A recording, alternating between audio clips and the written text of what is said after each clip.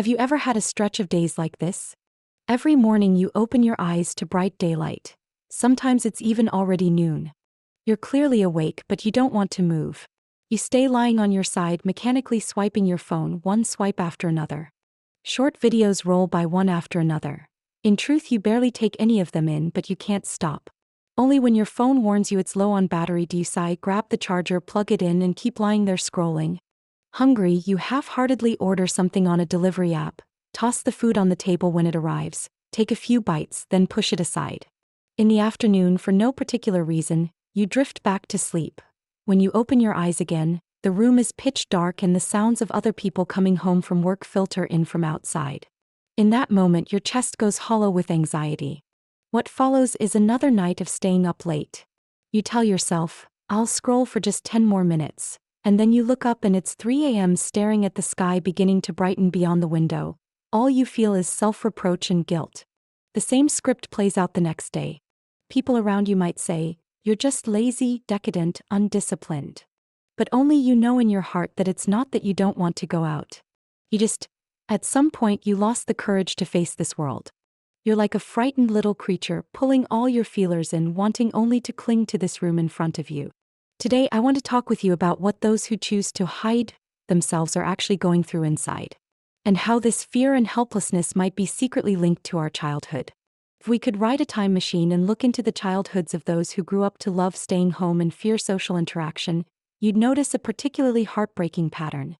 When they were young, they often weren't the so-called rebellious, bad kids others talk about. On the contrary, they were usually the most obedient, the least trouble, even the good kids with strong grades. In your memory, when you were little at home, did you always tend to deny your own needs? You learned from a young age to live by watching the expressions on the adults' faces. Deep down you believed, only if I'm obedient, only if I'm excellent, only if I get perfect scores will my parents love me. If I make a mistake or if I'm not good enough, I'll be abandoned, I'm useless. Some friends, meanwhile, grew up under their parents' airtight control.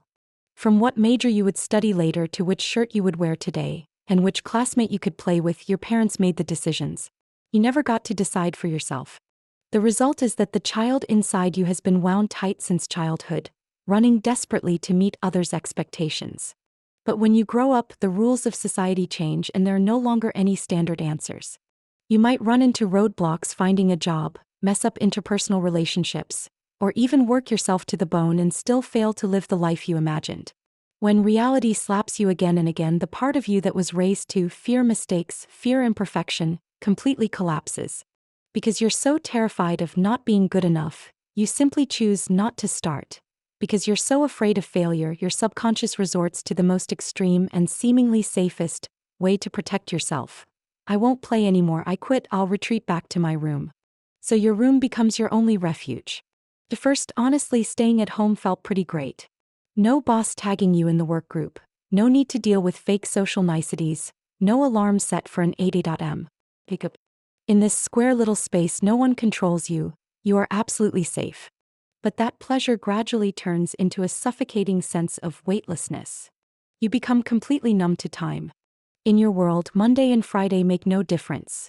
Yesterday and last month feel much the same. Days are like a white wall without markings, and you are like a wooden boat whose line has snapped, drifting on a river with no end, unsure where you will float. If you don't glance at your phone, you might not even remember what day it is. Then your emotions begin to act strangely. Sometimes you can't even be bothered to open the plastic bag from a delivery, thinking that living is such a hassle.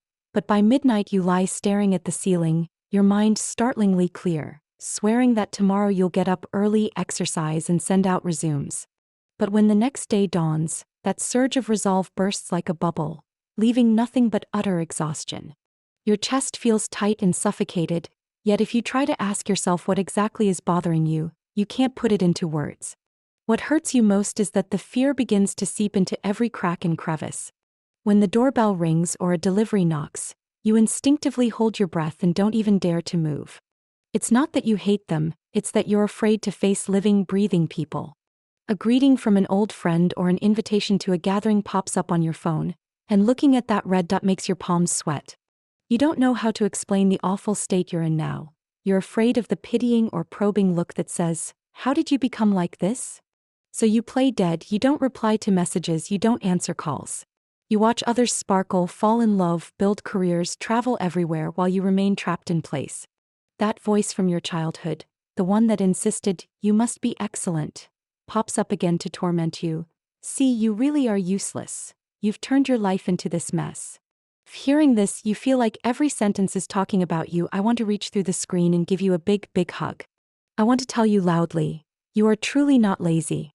Laziness is enjoying comfort, happily playing and taking it easy. But right now you're lying in bed, not happy, in fact in pain, aren't you? You're simply exhausted. You've been tense for so many years since childhood, and that little child inside you is using this almost self-harming strike to send you a distress signal. He just wants to be held and to tell you, I can't hold on anymore. Can I stop being excellent? Can I just be an ordinary person? So stop calling yourself useless, stop forcing yourself. The first step to change isn't going out to find a job or to prove yourself. It's making peace with the wounded child you once were. Say to that exhausted little one inside, I'm sorry you were wronged before. Now, even if you're not excellent, not perfect, even if you can't do anything well right now, you are still a very good person.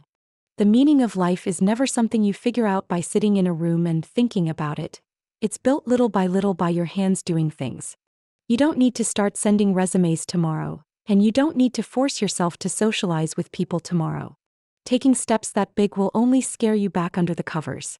What we need to do is simply take back a small bit of control over life, even if it's only a little. Today, try pulling the curtains all the way open, let the sun in, and stand by the window for 3 minutes. Tomorrow, when you wash your face and brush your teeth, try looking at yourself in the mirror and forcing a smile. The day after tomorrow, try changing into some clean clothes, go downstairs to throw out the trash, buy a bottle of water at the convenience store and say, thank you to the cashier. Are these things so trivial they don't even deserve mention? Yet it's these seemingly insignificant small acts that, like a series of faint matches, will slowly melt away bit by bit the frozen parts inside your heart. Don't rush, you are not broken. You're simply stuck in a transitional period of life. In a world where the pressure is enough to take your breath away, your fatigue, your struggles, your withdrawals, they are utterly real and they are permitted. If you have a friend who's gone into hiding like this, put away your sermons and accusations. Do not tell them, snap out of it. What they need isn't instruction on how to get up and go, but for you to sit beside them, keep them company in the quiet for a while and accept them without asking why. Finally, I want to say to you watching this video, you haven't lost the ability to get better. You've simply gone too long without using it. It hasn't been lost, it's like your shadow. If you are willing to try to move your foot just a small step into the light, it will reappear immediately. Take it slow, no rush. If you saw your own shadow in today's video, feel free to leave your story in the comments. I am worry-free, here to explore the hidden corners of the mind with you. Take care, see you next time.